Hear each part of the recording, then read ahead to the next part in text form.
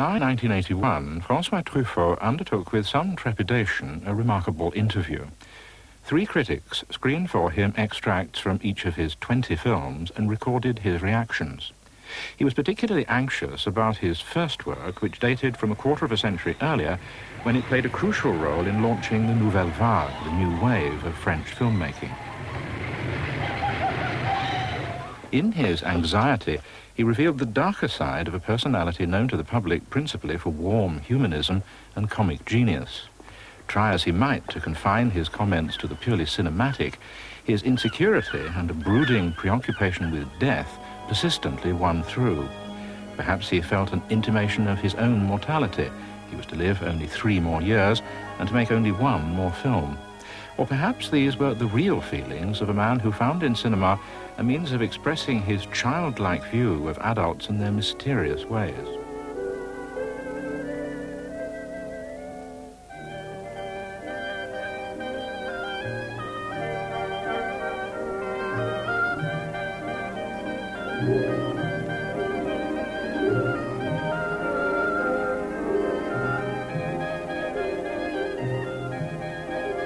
Les mouvements d'un cœur virginal relèvent d'une logique propre à l'enfance. N'ayant pas l'âge d'aimer Bernadette, nous décidâmes de la haïr et de tourmenter ses amours.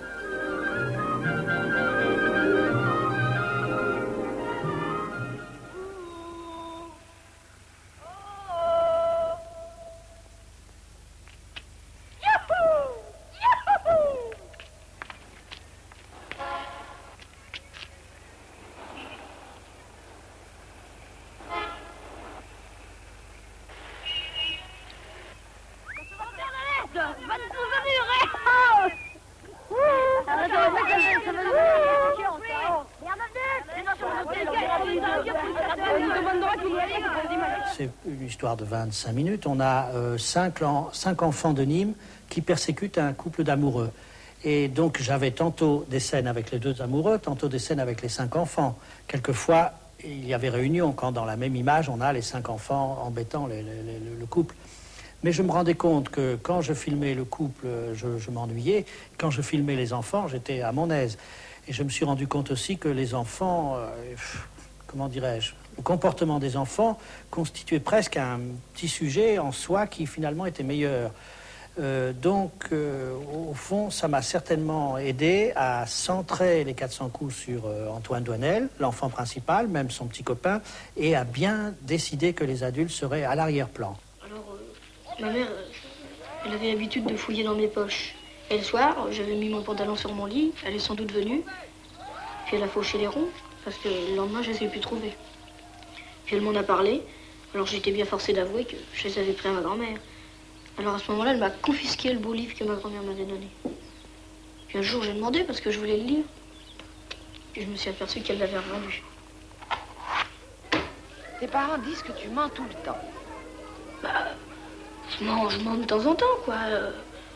Des fois, je leur dirais des choses qui seraient la vérité, ils ne me croiraient pas, alors je préfère dire des mensonges. On a donc un acteur doué, qui n'a pas peur de la caméra, qui est inconscient, qui n'a pas le sens de son intérêt, parce que c'est un adolescent, ce n'est pas un acteur encore professionnel. Et il connaît les éléments de l'histoire. On est à la fin du tournage et on lui dit, bon, tu te souviens qu'on a tourné telle scène, tu te souviens qu'on a tourné telle scène.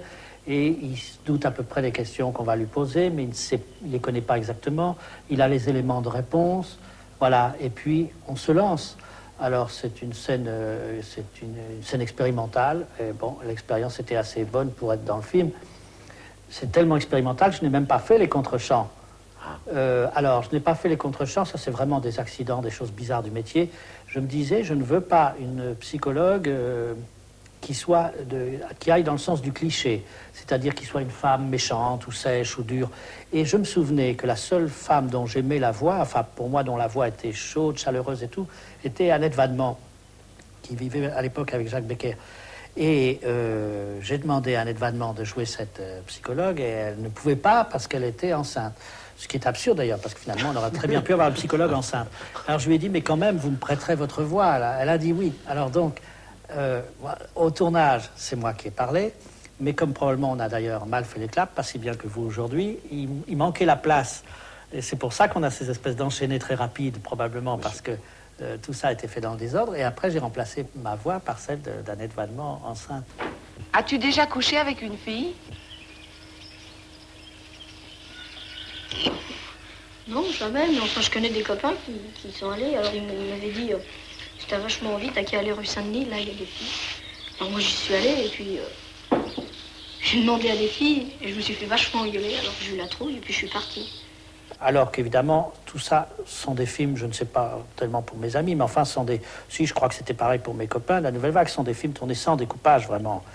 L'histoire est racontée de façon un peu romanesque sur le papier, et puis c'est en arrivant au tournage qu'on décide comment on va tourner les scènes.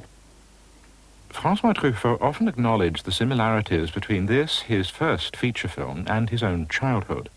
He was to return almost obsessively to the same character, Antoine Doinel, incarnated by the same actor, Jean-Pierre Léaud, in a unique series of films which span his entire career.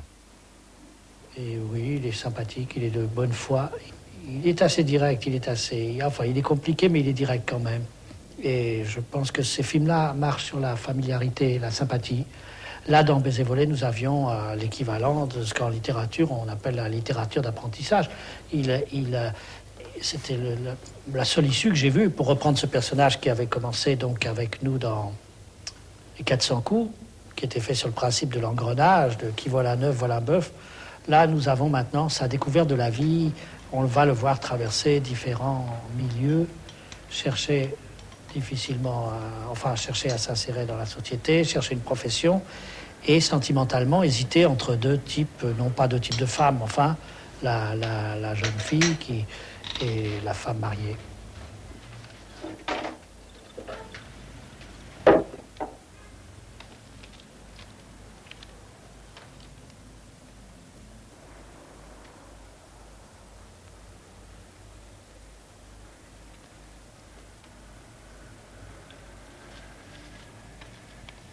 Vous aimez la musique, Antoine? Oui, monsieur.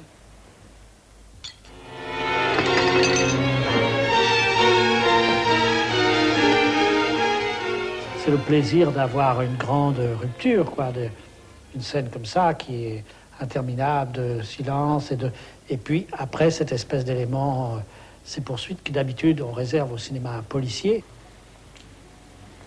Bonjour Antoine, ça va? Alors celles-là, elles vont devenir rouges. Oh, vous savez, c'est un vieux truc, parce que nous, à l'école, on faisait pareil. Quand j'étais petite, on amenait une fleur, on la trempait dans l'encrier, puis elle devenait noire ou bleue. Puis après, on les mettait dans des cahiers, c'était sale, dégoûtant, on se faisait engueuler. Tenez, regardez, elle commence déjà à rosir. Ah, il paraît que ça va être interdit de jeter ces produits-là dans tout à l'égout. Ils l'ont dit à la télévision. Je me demande bien ce que ça peut leur foutre. Si, c'est à cause de la lutte contre la pollution de l'eau. Ils interdisent même les savons à barbe. Ils veulent que tout le monde se rase électriquement maintenant. Ah. Tenez, regardez maintenant comme elles sont bien rouges. Ouais, ça a été vite, j'ai encore du rouge. Oui, ça c'est à cause du thermoplongeur. Ouais, c'est curieux, parce qu'il y en a toujours une qui reste de la première couleur. Oui, c'est étrange, c'est tout le temps comme ça, j'ai jamais su pourquoi. Salut Antoine, alors, toujours dans l'aquarelle? Ben dis donc Ginette, qu'est-ce que tu fous là? Tu crois tout de même pas que je te paye pour rien foutre, non? Je ne sais pas si le film est aussi bien que Baiser volé. Baiser volé est assez vivant, assez simple. Peut-être que Domicile conjugal est plus sophistiqué, mais il y avait dans Domicile conjugal la volonté de retrouver des procédés de comédie américaine, c'est-à-dire d'obtenir des rires sur des gags un peu mécaniques comme transformation d'objets, comme je crois que les fleurs jouent tout le long du film. Après, il y a des fleurs japonaises, il y a des... Alors, il y a quelquefois, d'ailleurs, on s'aperçoit que ça ne marche pas parce que finalement, Doinel, Doinel doit fonctionner avec un matériel très près de la vie, pas des choses trop sophistiquées. Non, pas du tout, c'est pas le divorce giscardien. Le divorce par consentement mutuel a été inventé sous la Révolution, n'est-ce pas, Antoine? Oh, moi je n'ai rien à dire. Mais dites-moi, je le connais, ce type. C'est Antoine Doinel. Je l'ai connu autrefois aux Jeunesses musicales. Il m'a abordé, ça le playel. Au début, il m'a épaté parce qu'il habitait seul et qu'il gagnait déjà sa vie. Il travaillait chez Philips, vachement indépendant. Antoine Doinel. Et c'est pratiquement mon client. Il s'est occupé de son ex-femme. Gardinier vient juste de prononcer leur divorce par consentement mutuel. Ça alors? Antoine a divorcé. Je me demande si je devrais lui présenter mes condoléances et mes félicitations à celui-là. J'ai dit, mais je vais faire en sorte que cette fois-ci, ça soit vraiment conclusif, récapitulatif. Et on a donc imaginé de faire un film court de combien, je sais pas, 50 minutes. Et puis d'alimenter ces 50 minutes par des souvenirs et de faire une sorte de brassage. Je me suis dit, finalement, j'ai quand même la chance, rare pour un cinéaste, d'avoir filmé le même acteur, jouant le même personnage à différents moments de sa vie. Donc je vais en profiter. Mais je ne suis pas sûr d'avoir bien... Pour que ce soit réussi, je pense qu'il aurait fallu que le film soit mieux qu'une expérience, ou davantage qu'une expérience. Et je ne l'ai pas revu, je ne peux pas tellement en parler bien, mais enfin, il me semble qu'il n'est qu'une expérience. Ah, mon vieux, j'en ai marre, j'arrive pas à m'en sortir. C'est ta faute, mon vieux, fallait pas divorcer. Tu fréquentes toujours le même genre de filles, je suis sûr que la nouvelle ressemble à l'ancienne, t'aimes que les petites filles bien élevées. C'est pas comme ça que je me pose la question. Bien élevé ou pas, je ne tombe pas amoureux d'une fille en particulier. Je tombe amoureux de toute la famille. J'aime le père, la mère, j'aime les filles qui ont des parents gentils. Et la nouvelle, la Sabine, c'est une grande ou une petite? Oh, Sabine, elle est ni grande ni petite. Elle m'arrive là. Parce que moi, quand je te connaissais, tu ne sortais qu'avec des filles grandes. Très grandes. J'aimais les filles qui avaient au moins une ou deux têtes de plus que moi.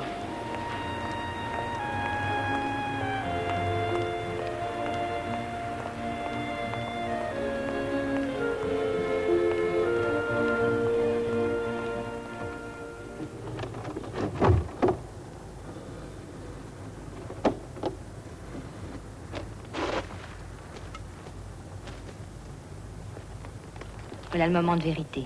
D'où il est maintenant, Bertrand est bien placé pour regarder une dernière fois ce qu'il aimait le plus en nous. Je me souviens d'une phrase de Bertrand. Les jambes de femme sont des compas qui arpentent le globe terrestre en tous sens, lui donnant son équilibre et son harmonie. Voilà, messieurs, votre palais. Ah, Madame Carmen, vous avez un petit chiffre. Merci.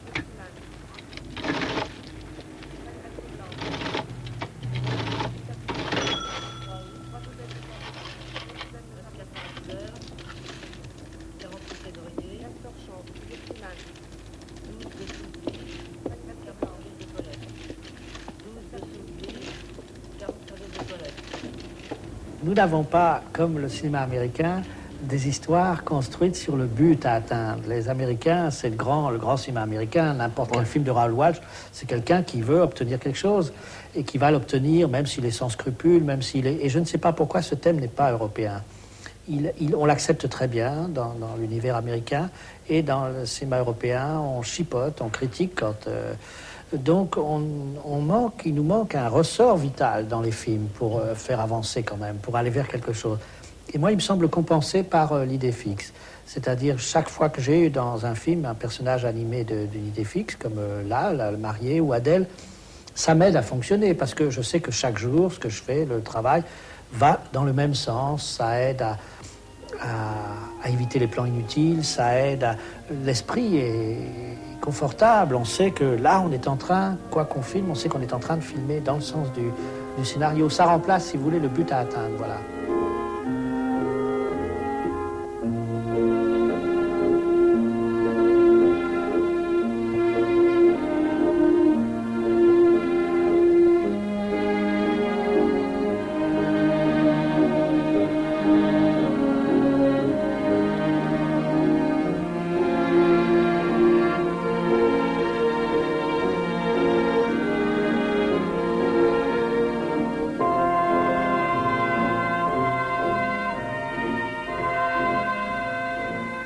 Arriver à faire un film entièrement sur un visage. C'était un peu ça, au fond, disons, de faire une histoire d'amour où le partenaire ne compte pas.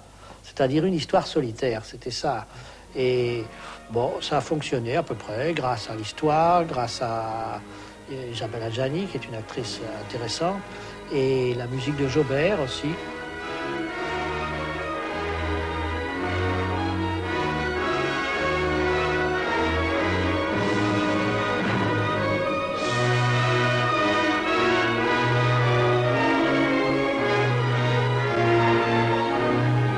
Il me semble que dans mon esprit, c'était un frère jumeau d'Adèle. Je pensais que les films devaient marcher ensemble. Et alors, il est construit aussi sur l'idée fixe et des variations autour de cette idée fixe. Je crois que c'est ça le principe. Et aussi, ça m'amusait de faire un film dans lequel on dit éventuellement, c'est à exprimer à travers le film, qu'on peut avoir avec des personnes mortes qu'on a aimées ou qui vous ont intéressé, des sentiments qui bougent encore, Il y a des périodes, je crois, ça doit arriver, il faudrait questionner des veuves, je pense, où on est fâché avec la personne morte, d'autres périodes où on se réconcilie, d'autres périodes où on l'aime bien. Et ce couple? Ils se sont mariés en 1911. Pendant 3 ans, ils ne se sont jamais séparés, pas une journée, pas une heure. Et puis lorsqu'il a été mobilisé, elle a voulu le jeter par la fenêtre, les voisins l'ont retenu. Alors, lui a déserté pour la rejoindre parce qu'il ne pouvait pas plus se passer d'elle qu'elle ne pouvait se passer de lui. Ils ont réussi à gagner la Hollande, où ils sont morts il y a peu de temps, quelques années, à quelques jours d'intervalle, comme des Siamois. Il y avait cette photo de Queneau, jeune, avec sa femme, que j'aime tellement cette photo. C'est vrai que j'ai rencontré 1 ou 2 fois Queneau et qui donnait l'impression d'un ménage très fort. Et si on connaît ce roman autobiographique qui s'appelle Odile, je crois, sur la rencontre avec sa femme à l'époque du surréalisme, bon, je me suis inspiré un peu, même pas de ce que je sais de leur histoire, de ce que je crois savoir de leur histoire, qui doit être faux d'ailleurs, pour faire ce petit texte sur ce couple qui ne s'était jamais séparé. Et ce soldat? Oui, vous l'avez deviné, c'est un soldat allemand. Je suis l'un de ses assassins parce que j'étais l'artificier de la batterie qui a abattu son avion. Il a l'air de dormir. Oui, c'est vrai. C'est la seule photographie qu'on ait retrouvée de lui. Mais avouez qu'en regardant cette photographie, il est difficile de considérer cet homme comme un ennemi. Je l'ai situé donc après la guerre de 14-18. Pourquoi? Parce que je ne voulais pas... Je sais qu'il est plein d'un matériel 19e siècle, ce film. Mais en même temps, je trouvais que c'était pas intéressant si on était avant l'invention de l'électricité, parce qu'on n'aurait pas eu... ces bougies n'auraient pas été un événement, puisque dans les maisons, on aurait eu l'éclairage de bougies ou de chandeliers ou de l'éclairage au gaz un peu plus tard. Donc je voulais que dans les maisons et dans la vie civile, si j'ose dire, il y ait l'électricité, de façon à ce que dans son culte, les bougies prennent toute leur force. Et évidemment, ce culte, il est également paradoxal au point de vue chronologie, au point de vue des périodes, parce qu'on a un culte donc, qui a tout à fait un côté de film d'époque, ce que les Américains appellent le film de période, et pourtant, ce culte se pratique avec des photos, qui est vraiment un procédé très moderne. Et maintenant, je voudrais vous demander quelque chose. Je peux? Oui.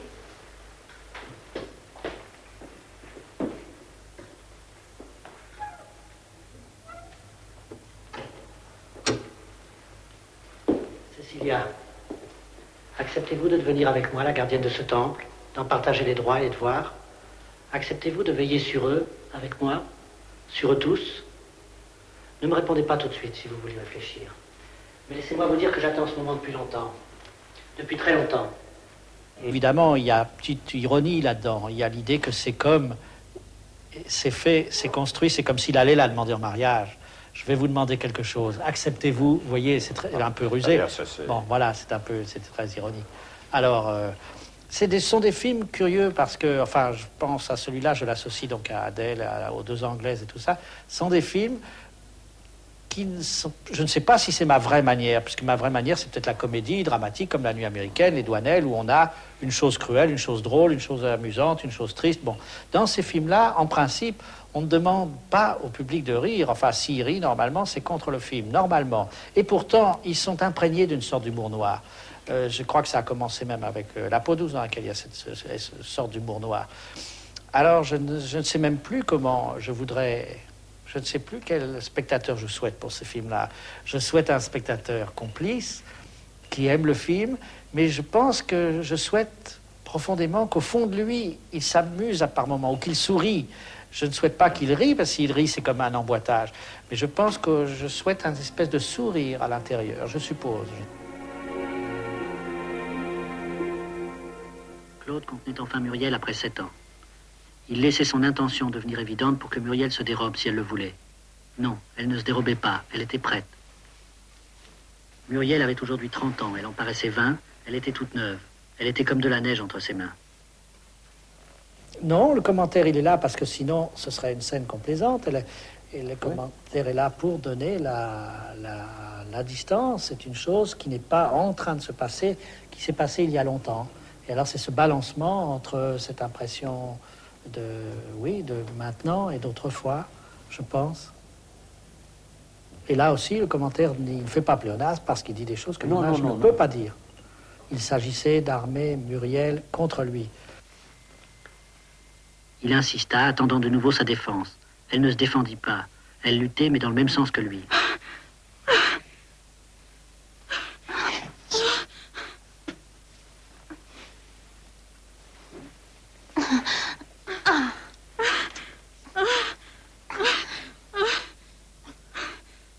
Claude lui renversa la tête, l'obligea à ouvrir sa bouche avec ses mains. Muriel savait ce qu'elle voulait, malgré sa peur, malgré ses cris.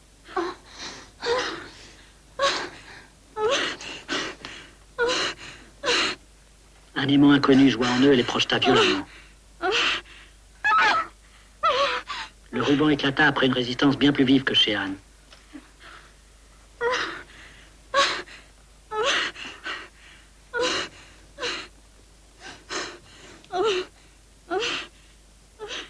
Il ne s'agissait pas de bonheur ni d'attendrissement. Il s'agissait pour Claude d'armer Muriel, femme, contre lui. C'était fait.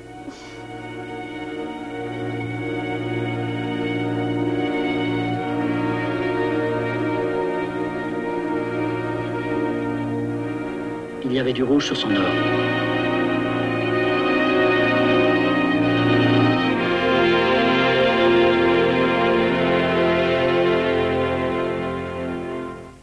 Nous avons une scène qui serait sentimentale si elle n'allait pas jusqu'au bout, si elle n'allait pas jusqu'à une certaine crudité. On retombe sur la question de la crudité, qui était aussi celle dont nous avons parlé pour la fin de Jules et Jim. D'ailleurs, si cette tache de sang a provoqué beaucoup de protestations aux caisses des cinémas, je ne sais pas si ça passe à la télévision, et ça voudra dire qu'il y a un progrès. Parce que il y a eu dans cet automne, je ne sais plus, 71, 72, quand le film est sorti, beaucoup de problèmes avec ça.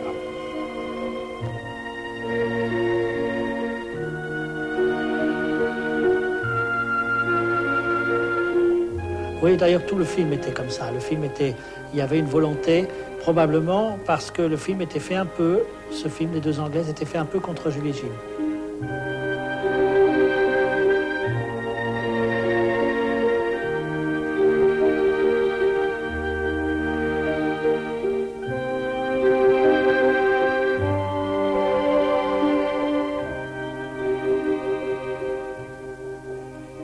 Toute la journée, Jim avait espéré Catherine.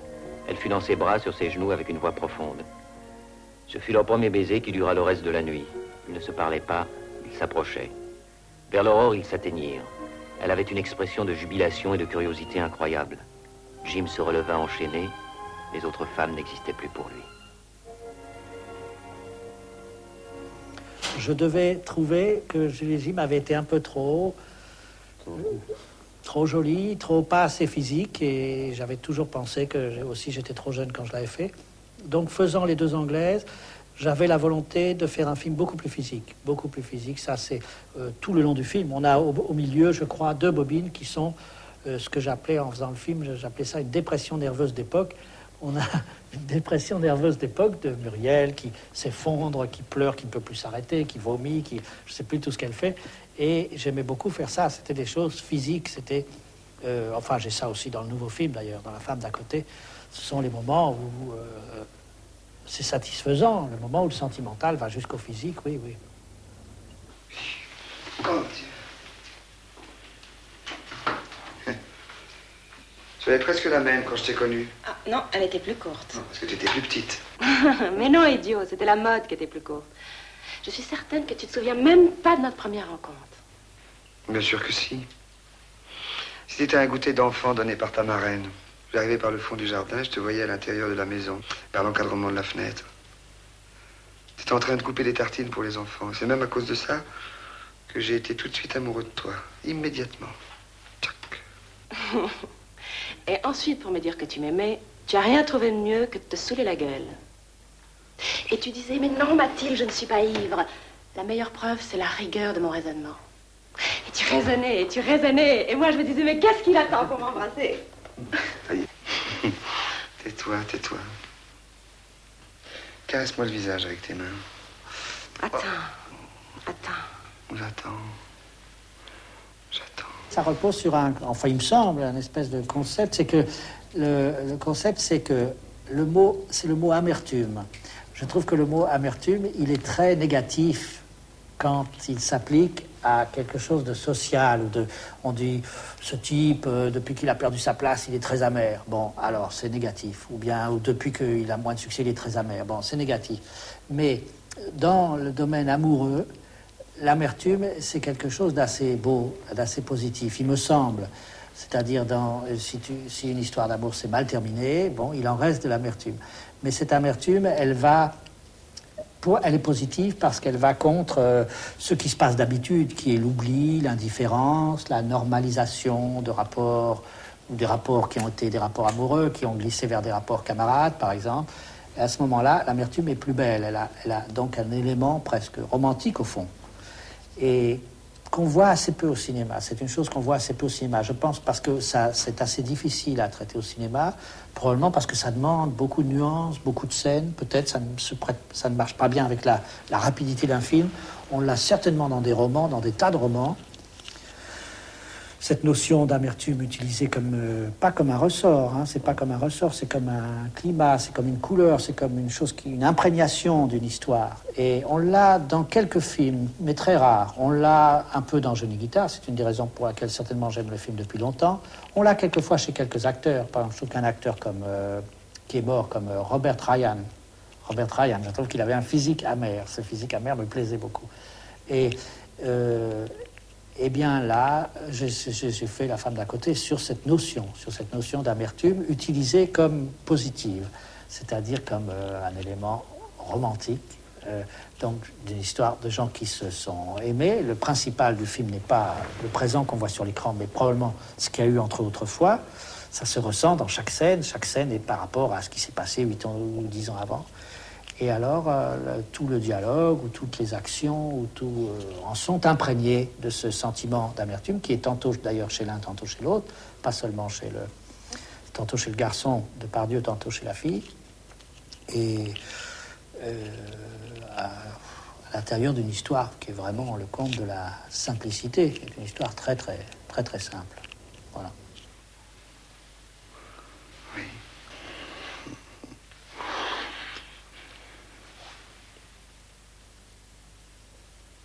Qu'est-ce que c'est que ça? Tu crois que c'est intelligent? Ça, c'est mes affaires. Ça ne te regarde pas, mon petit ami. D'abord, je ne suis pas ton petit ami, je suis ton amant. Ton ex-amant. Et mon amant croyait avoir une colonne vertébrale. En réalité, il avait une carapace. Et comme cette carapace a craqué, il a détesté Mathilde. C'est vrai, je t'ai détesté. Longtemps. Profondément. Mais plus maintenant. J'ai beaucoup changé, tu sais. C'est vrai, tu as changé. C'était trop tôt. Si on se rencontrait maintenant, ça pourrait marcher. Bah justement, on se rencontre. C'est pas pareil.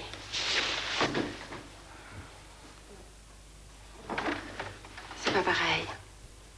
C'est de la soie, hein? Eh ben, c'est du métal. Seulement, c'est un métal spécial, vachement souple. C'est du métal japonais. Tiens, touche-le. Mais non, c'est pas du métal, c'est du tissu. Et je t'assure que c'est du métal japonais. Non, c'en est pas. Même japonais. Je te jure que c'est la vérité. Faut pas pousser Pépère dans les orties. Je te le jure sur la tête de ma mère qui meurt à l'instant. Je me suis dit, ces gangsters, je ne peux pas en faire des durs et tout ça. Ça me gênait. Je m'apercevais, en fait, je n'aime pas les gangsters. J'étais élevé à Pigalle. Je n'ai pas aimé cette ambiance J'aimais le quartier de Pigalle, tout ça, mais je n'aimais pas les gangsters. Et alors là, je me suis dit, il n'est pas question de les renforcer dans le sens du prestige. Il faut pas non plus les ridiculiser, mais il faut aller peut-être les mettre du côté enfantin. C'est pour ça qu'il y a ce dialogue avec l'enfant où ils lui racontent des blagues oui, c'est ça. Et puis cette expérience, ce plan tout à fait expérimental de la grand-mère qui tombe. Et tellement expérimental qu'au montage, je l'enlevais, je le mettais, parce que les gens qui voient les projections en cours de film sont des gens qui travaillent pour le film, sont le doubleur, ou les gens qui vont venir faire la musique. Et alors, selon ce que me disaient les gens, quand les gens me disaient, je trouve complètement idiot la grand-mère qui meurt, je disais, bon, je l'enlève. Et puis après, quelqu'un, heureusement, qui avait vu avant, disait, ah, c'est dommage, il y avait la grand-mère qui mourait, ça me faisait rire. Bon, alors je le remettais. Et je ne savais pas très bien ce que je faisais, quoi, mais on expérimentait. Vous écoutez beaucoup vos collaborateurs? Il y a des moments, oui, il il y a des moments où on est assez vulnérable, inquiet. Enfin, dans toute cette période du montage, j'essaie de ne pas écouter trop de personnes, mais 2 ou 3, oui, avec des projections. Enfin, maintenant, j'ai un système quand même assez au point. J'ai 2 ou 3 personnes à qui je demande de venir 20 fois. C'est-à-dire, même si ça doit les ennuyer, ils sont pratiquement, ils n'en fait pas un contrat, qui donc vont suivre le montage. Et quand on change une scène de place, je leur demande s'ils préféraient comme c'était avant ou comme c'est maintenant. Alors là, je vous crois. Puisque je te le dis. Mais est-ce que plus généralement, il y a des choses qui pour vous sont infilmables? Alors, je ne sais pas. Oui, il y a certainement des choses infilmables que je me refuserais de filmer. Certainement, il y en a. Mais je ne peux pas vous dire lesquelles, je ne sais pas moi-même. Il y a des choses pour lesquelles je dois faire un effort. Au début, j'ai dû faire un effort même pour montrer la mort. Voilà. C'est pour ça que j'ai pris c'est sûrement pour ça que j'ai fait un film comme Tirer sur le pianiste. C'est parce que le roman m'offrait des situations extrêmes que j'avais envie de filmer, mais que je n'aurais pas osé inventer. Par exemple, je crois, à un moment, il y a une femme qui se fout par la fenêtre, carrément. Elle ouvre la fenêtre, elle se jette. Bon, j'aimais beaucoup ça. C'était une page du livre ou 2 pages du livre. J'ai dit, c'est dans le livre, je peux le faire. Mais je n'aurais pas osé le faire en scénario original. Et la première fois, je me souviens très bien, la première fois que j'ai inventé la mort dans un scénario original, c'était dans Baiser volé. Il y a ce vieux détective qui meurt. Il est en train de donner un coup de téléphone. Le pauvre, c'est pas de sa faute. Hein. Enfin, du moins, personne ne lui a rien fait. Comment là? Oui, moi, oui. Qu'est-ce qui se passe? Oh, monsieur Henri, là. Je vais prévenir monsieur Blady.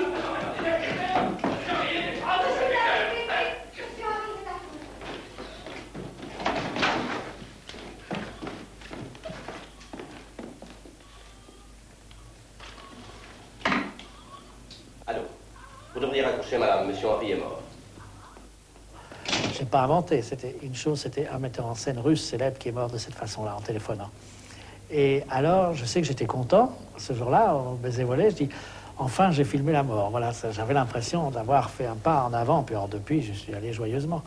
Mais c'est des choses qu'on a, des obstacles qu'on a, oui, à franchir, sûrement.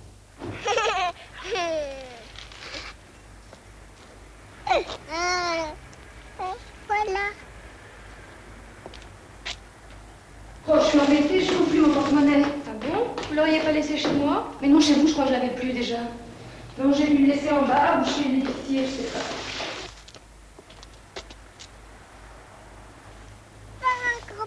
Viens là, Doudou. Tu dois porter ça.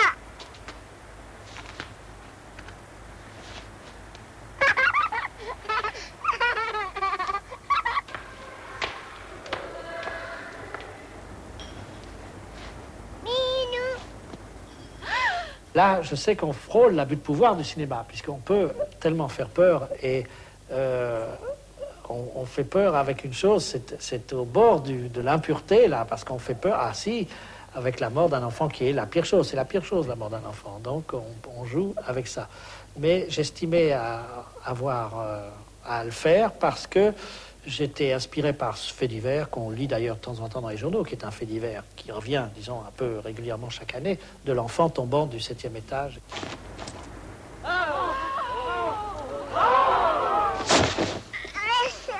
Grégory, qu'est-ce que tu as fait? Tu n'as pas mal? Grégory, elle a fait poum. Elle est tombée dans les pommes. Réveillez-vous, madame. Il a rien.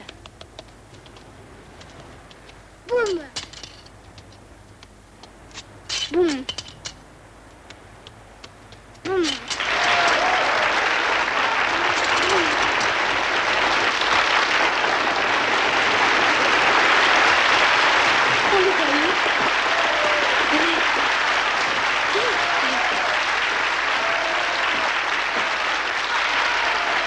Je savais depuis longtemps que je ferais un film sur le théâtre. Je savais depuis longtemps que je ferais un film sur l'occupation. Peut-être que c'était une bonne idée de les mélanger. Et je m'étais dit, c'est pas toujours bien de partir sur une seule idée. Quelquefois, on travaille mieux en mêlant 2 idées. Donc là, dans le dernier métro, on a je peux satisfaire cette envie de faire un film sur le théâtre, Parce qu'on l'a toujours vu quand on va voir des amis jouer au théâtre. Si à un moment on est un petit peu là dans la coulisse, on voit bien que c'est fantastiquement intriguant, intéressant, cette idée de la vie personnelle qui est là, dans le rideau, on parle de, bon, tout à l'heure on se voit au restaurant où tu viens me chercher à la sortie, je sais pas quoi, puis hop, l'acteur, l'actrice rentre sur scène. Bon, dans le même plan, avoir cette fiction, cette réalité, on sait que c'est... Et dans les films, puisque c'est un plan qu'on a déjà vu dans beaucoup de films, ce plan de la coulisse, il est toujours magique, quel que soit le film. Bon, donc on sait que le théâtre est un lieu magique. Ensuite, voilà, l'occupation. C'était, au fond, une fusion assez logique, puisque on sait...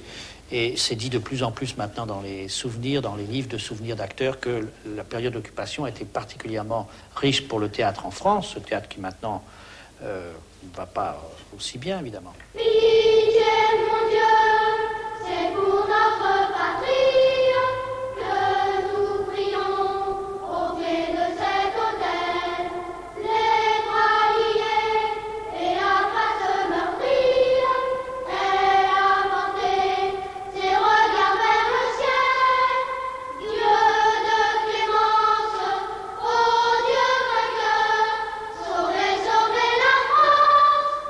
Film est fait ou de souvenirs ou de choses lues, tout ça, mais là ce sont des souvenirs. Il y a eu pendant la guerre mon oncle qui avait été Saint-Cyrien et Saint-Cyr avait été dissous, donc il est entré dans la résistance et il était chargé de connecter, de je sais pas quoi, de rencontrer des copains dans les gares et il s'est fait arrêter dans une gare et il a pu faire signe à un copain, il était encadré par 2 types en civil, il a réussi à faire signe à le type avec qui il avait rendez-vous, qui donc n'a pas été arrêté grâce à lui. Et mon oncle était en déportation, il a eu la chance de revenir, mais enfin, cette histoire, donc, on en parlait beaucoup dans la famille.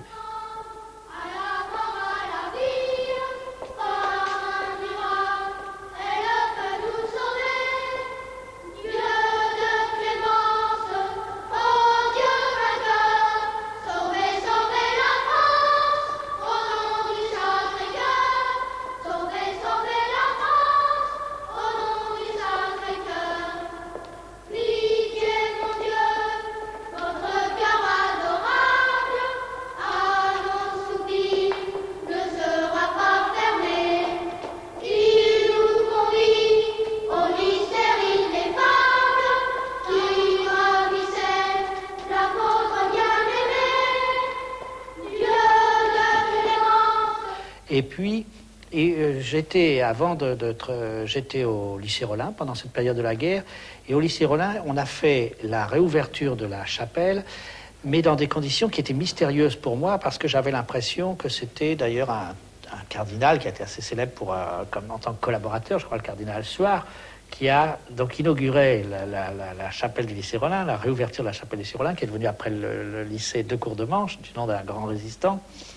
Et je me souviens qu'on a chanté cette chanson, Pitié mon Dieu, et que je me suis interrogé, c'est-à-dire je me suis demandé si elle était chantée, j'ai senti que cette chanson était patriotique, mais je me suis demandé si elle était là en tant que chanson pétainiste, puisqu'on nous faisait écrire 6 fois par an au maréchal Pétain.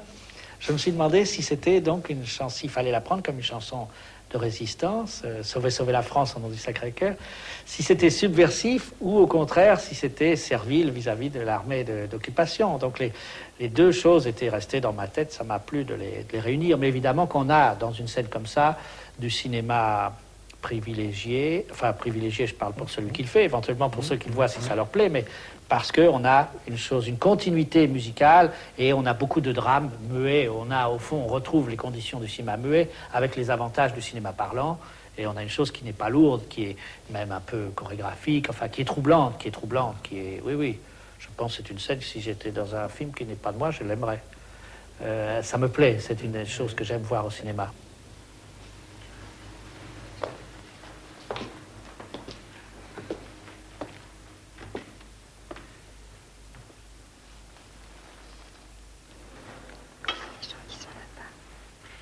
J'ai essayé de vous oublier, je n'ai pas pu. Sans votre orgueil, votre stupide orgueil, j'aurais été près de vous depuis longtemps. Mais pour venir, vous auriez été obligé d'inventer chaque fois un nouveau mensonge. Mentir, mais pourquoi mentir? À qui mentir, puisqu'il est mort? Alors évidemment, vous êtes réfugié dans le travail. Eh bien non. J'ai découvert brusquement que ça ne m'intéressait plus. J'ai tout abandonné. Écoutez-moi, je ne souhaite qu'une chose. être auprès de vous, vous sortir de cet endroit. Je suis certaine qu'ensemble nous pouvons recommencer. Non. Nous ne recommencerons rien parce qu'il n'y a rien à recommencer. Il n'y a jamais rien eu de réel entre nous. J'ai joué avec l'idée de vous aimer, mais je ne vous aimais pas. Est-ce que vous me comprenez? C'est toujours resté abstrait. Oh, bien sûr, vous aviez des excuses d'y croire puisque j'y croyais moi-même. Mais moi, je n'ai jamais cessé de penser à vous. Pas une seule journée. Moi aussi. J'ai pensé à vous, mais de moins en moins souvent. Et maintenant, je ne comprends pas du tout ce que vous faites ici. J'ai oublié votre nom de famille. J'ai oublié votre prénom. Et je sens que les traits de votre visage vont devenir complètement flous. Allez-vous-en. Allez-vous-en. Écoutez-moi. Écoutez-moi bien. Il faut être deux pour s'aimer. Il faut être deux pour se haïr. Et je vous aimerai malgré vous. Penser à vous fait battre mon cœur plus vite. Et c'est la seule chose qui compte pour moi. Adieu.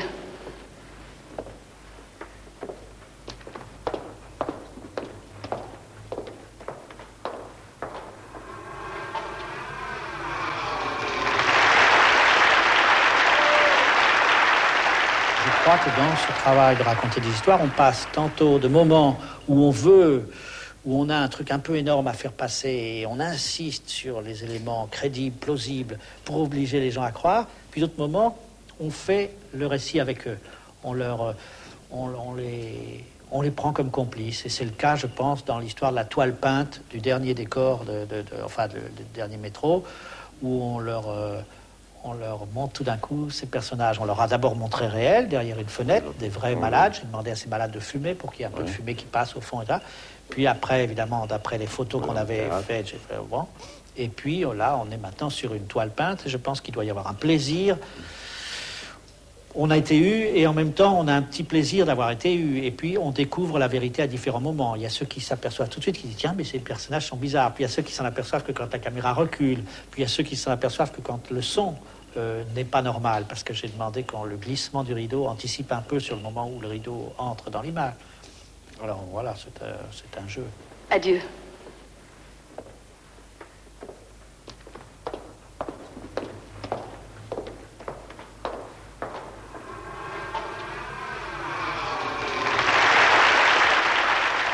Pendant que je tournais La Sirène du Mississippi, c'était un film assez riche dans lequel les deux vedettes avaient des doublures. Et ces doublures, ce système des doublures m'irritait un peu parce qu'on faisait le réglage avec les doublures et puis les doublures par définition, enfin dans le cinéma d'autrefois en tout cas, restent immobiles et on faisait des lumières donc sur elle, sur la doublure de Catherine Deneuve, sur la doublure de Belmondo. Et puis les acteurs arrivaient et aussitôt je demandais à Jean-Paul, qui est un acteur splendide, je lui demandais de jouer en bougeant. Et à ce moment-là, il fallait refaire toutes les lumières puisque la doublure de Jean-Paul Belmondo, quand je lui demandais de bouger, ne bougeait pas. Parce qu'il avait son habitude de doublure lumière. Bon. Alors, finalement, j'étais arrivé à prendre souvent sa place. Je disais, voilà, je me mets à la place de Jean-Paul, il ira de là, il ira au fond de la pièce, il reviendra vers la caméra, il ira vers Catherine, il fera ci, il fera ça. Et c'est en prenant la place de Belmondo et tout ça que je me suis rendu compte qu'on avait une perception d'une grande logique en face de la caméra, presque plus décisive que de l'autre côté. Tout d'un coup, il n'y avait plus de doute sur ce qu'il faut faire. Et c'est là que j'ai décidé que je jouerais moi-même dans L'Enfant sauvage. Donc c'est parti de là. Mais sinon, les autres raisons, c'est évidemment l'essentiel, c'était de s'occuper moi-même de l'enfant. Sinon, l'acteur aurait été un intermédiaire gênant. Enfin, ça aurait été un intermédiaire finalement presque inutile, oui. J'espère que vous serez satisfait.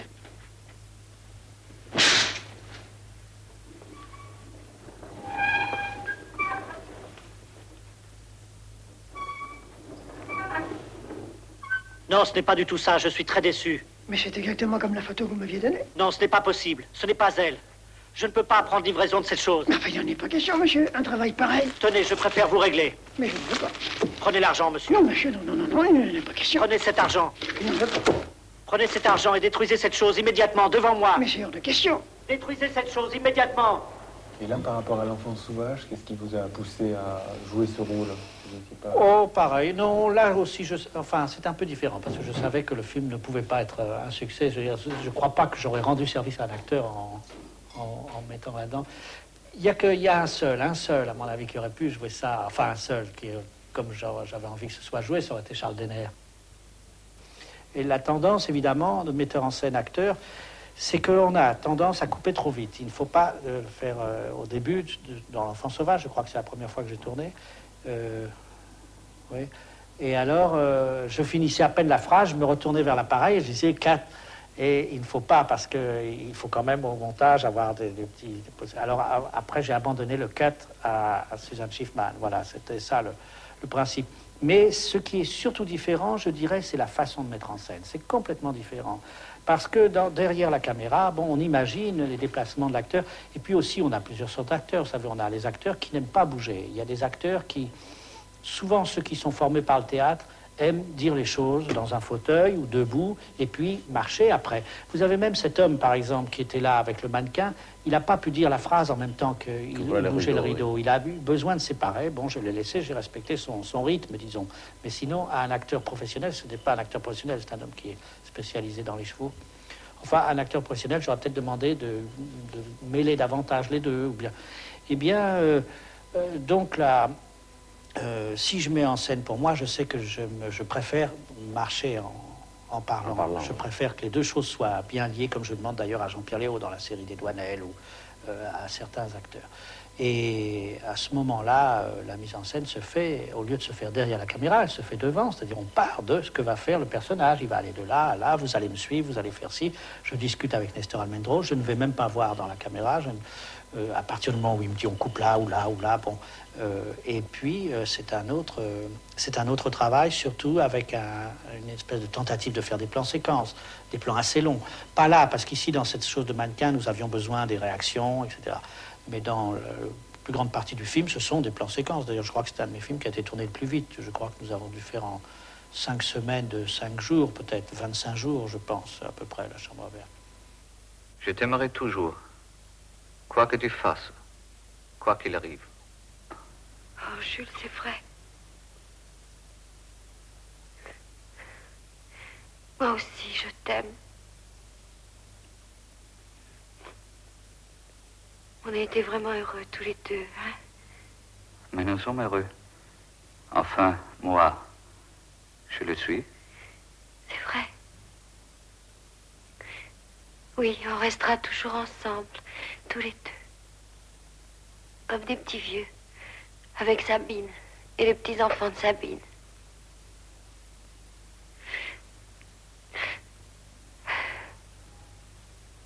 Garde-moi près de toi. Je ne veux pas retourner avec lui avant son départ. Alors reste ici. Je vais aller dormir en bas.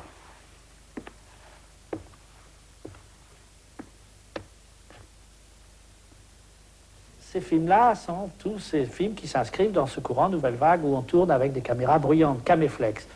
Et là, dans cette petite pièce, quand elle rejoint Jules, nous avons 2 appareils qui fonctionnent simultanément, avec un qui fait des plans très gros, donc quand les 2 visages sont l'un à côté de l'autre, un qui fait le plan un peu plus large, et ces 2 caméflex bruyants font un bruit énorme.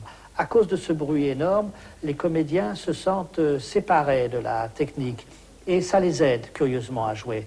C'est-à-dire que ça leur donne un abandon plus grand dans leur jeu.